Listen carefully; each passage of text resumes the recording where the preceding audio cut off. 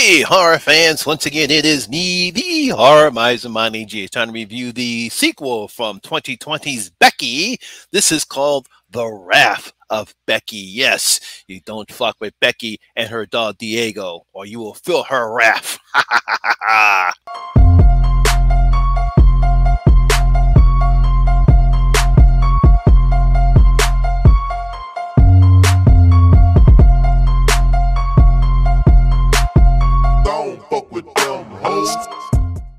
Now, The Wrath of Becky is a 2023 action horror film. It was directed by Matt Angel and Suzanne Colt. It was also written by Matt Angel. Now, the film stars Lulu Wilson, Sean William Scott, Denise Burse, and Kate Siegel. That's right, Becky's back. 2 years after escaping a violent attack, a teenage girl must now defend herself against a terrorist cell. Ooh. You know, horror fans, when the 2020 action horror film Becky was released on video on demand and streaming services, most people assumed that this was your typical home invasion horror film. Nothing really fancy. Just this little girl, was a 13-year-old girl. She's going to defend her house against some neo-Nazis. We're just going to say, oh, here we go again. However, despite getting mixed reviews from critics, the film was enjoyed by horror fans, including myself, mainly due to performances of screen queen Lulu Wilson and Kevin James. I think mainly Kevin James because he actually played against type character, because most of the films we've seen Kevin James in, he's always been a comedian doing stupid stuff, whether it was the King of Queens or some of the films he did with Adam Sandler.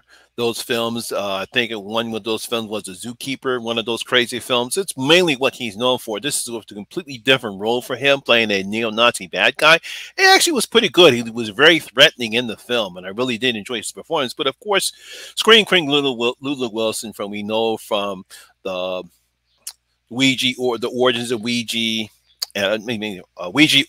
Origins of Evil, and of course Annabelle Creation.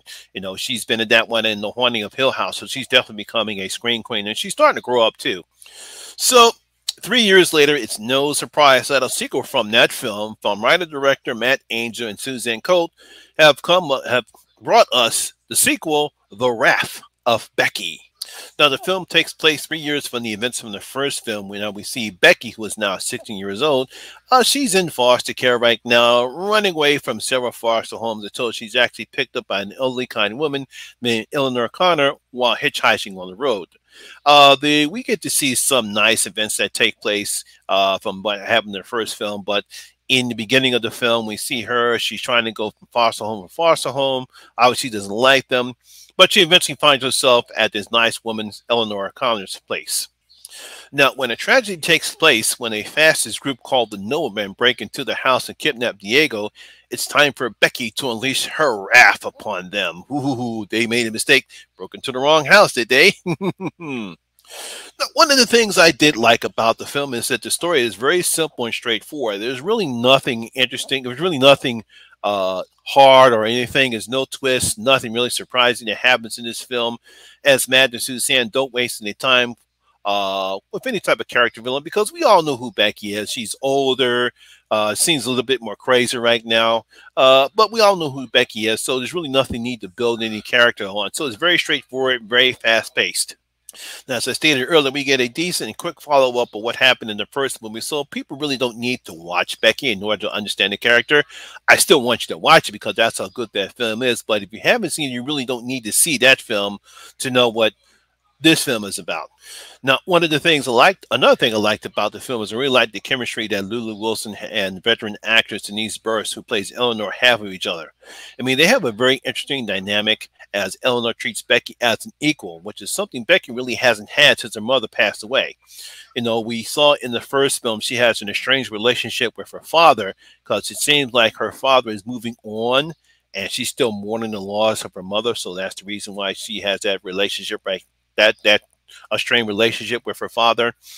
But here, I think with Elena, she's a kind, cruddy, very stubborn old woman, but for some reason she respects Becky.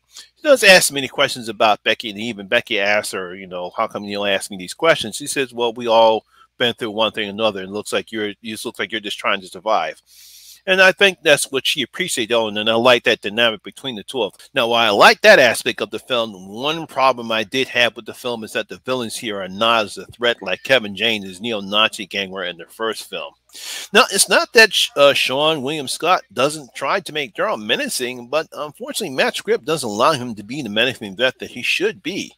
You know, the main reason why the first film worked was because of how the deadly threat Kevin James was. He was a very dangerous threat.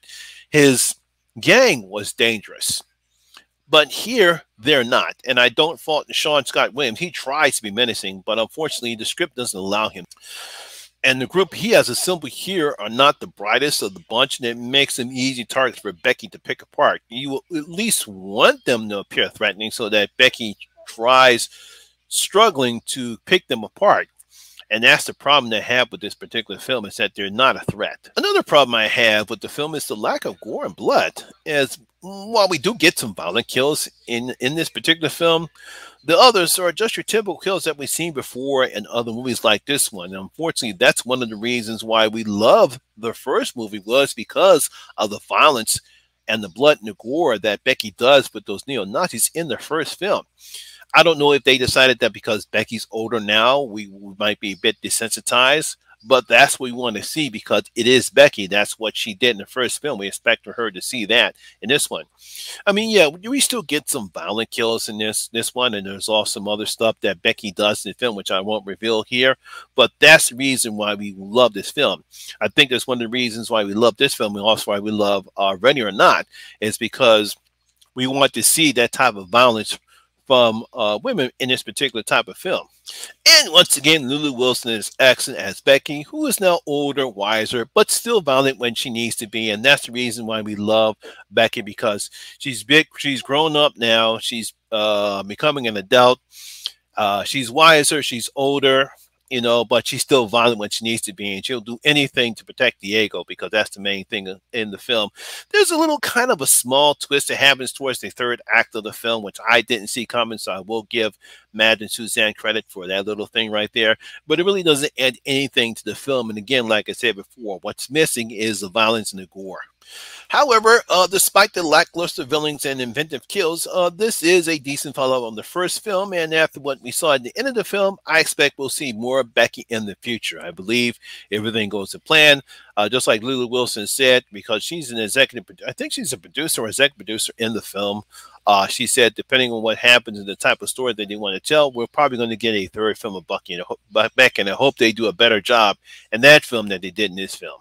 So I'm going to give The Wrath of Becky 3 out of my 5 bloody gold coins. Yes, it's good, not great like the first film, but it is good enough that I'm going to give it 3 of my 5 bloody gold coins. So there you have it, guys. That is my review and video for today. Hope you did enjoy it. If you did, please give me a thumbs up, like, and share, because it really helps out with that YouTube algorithm. Also, if you're new here, please hit that subscribe button, ring that notification bell. That way, you'll be notified anytime when I put a new video such as this one. Once again, my name is Lamont Smith, better known as the Horror Miser Monty G, and always remember that horror rules. I'll see you in my next video. You guys stay safe out there.